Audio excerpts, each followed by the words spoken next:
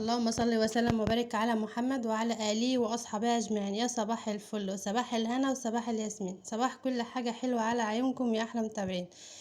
صلى على رسول الله. اللهم صل وسلم وبارك عليك يا حبيبي ويا شفيعي يا رسول الله. رأيكم في الأكلة اللي قدامكم دي يا جماعة؟ أكلة اقتصادية، أكلة بسيطة.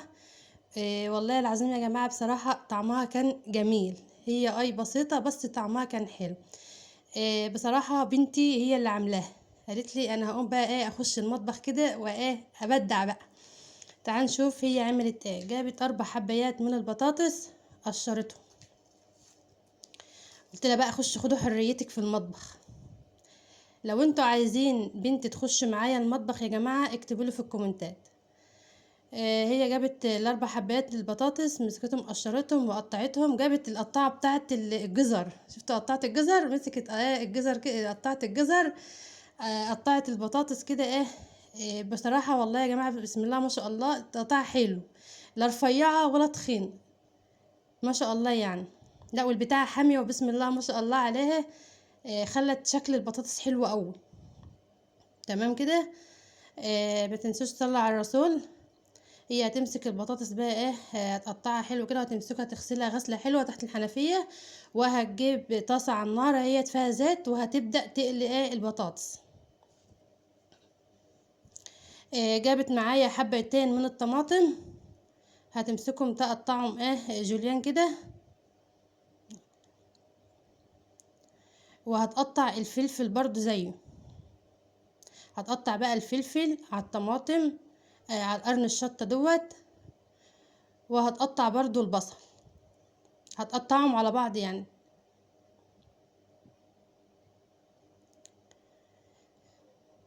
متنسيش بقى تعملي لايك وشير ومتابعه للقناه عشان يوصلك كل جديد. ولو انتوا عجبكم الاكله ديت بتاعت بنتي اكتبوا لها في الكومنتات، شجعوها يا جماعه اللي هي تخش معايا المطبخ.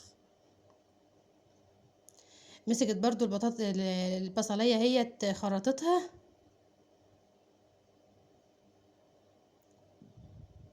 هتعمل ايه بالخليط دي؟ هتشوفوا الوقت هتعمل ايه بالخليط دي. هي جابت جبنا طبق سجق او زدق.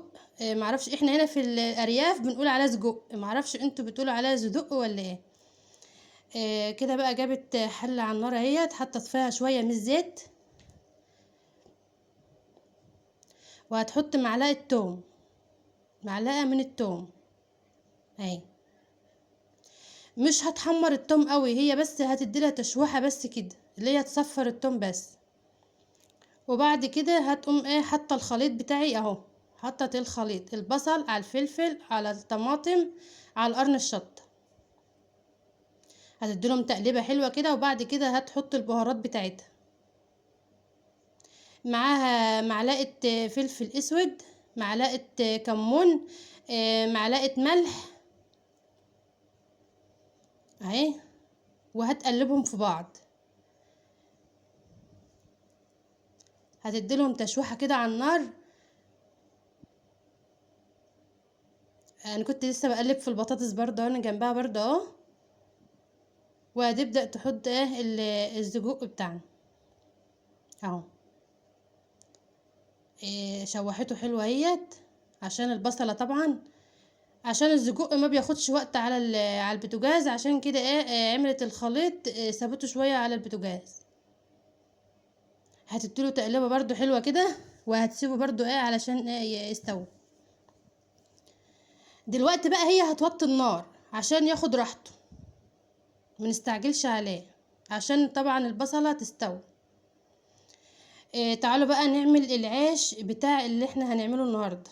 معاها كيلو من الدقيق، حطت معلقه من بيكنج باودر او كيك شيف، معلقه سكر، رشه ملح، معلقه خميره. حطوا بقى يا جماعه في الدقيق دوت كستر، معلقتين من الكستر او 3 معالق من الكستر. جربوا العيش ده يا جماعه بالكستر كده. الكستر اللي احنا بنحط عليه لبن وبنعمله بلبن وسكر. حط معلقتين من الكستر على العيش ده، هيفرق معاكم في الطعم قوي يا جماعه، وهتشوفوه دلوقتي في اخر الفيديو. البراد اللي انتوا كنتوا شايفينه دوت فيه لبن رايب. انا دفيته على البوتاجاز اللبن الرايب، بس قبل ما يعمل ميه انا دفيته بس ايه، دافيه بسيط. هنبدأ نحط اللبن على الدقيق، هتقلبه كده ايه اللبن الرايب على الدقيق. لبن عادي حطي، لبن اللي هو البودرة حطي شوية. هي مسكت الدقيق العجين بتاعت عجينته اهيت، وهي حطت عليها زيت يا جماعة، هي حطت معلقتين من الزيت. هتبدأ تقطعه ايه قطع صغيرة.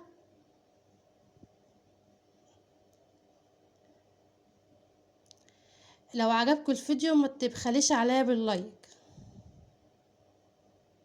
اهي هي هتمسكهم تقطعهم كده قطع صغيرة. ما شاء الله كيلو الدقيق فرط معانا حبة حلوين بصراحة، يعني كيلو الدقيق فرط معانا حبة حلوين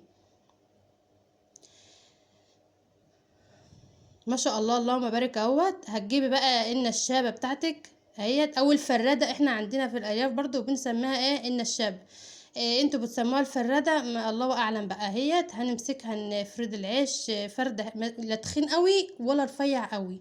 اهو ما شاء الله اهو. هتجيبي صينية وهتبدأي ترصي العيش بتاعك كله، اخبزيه كله مرة واحدة او افرديه كله مرة واحدة.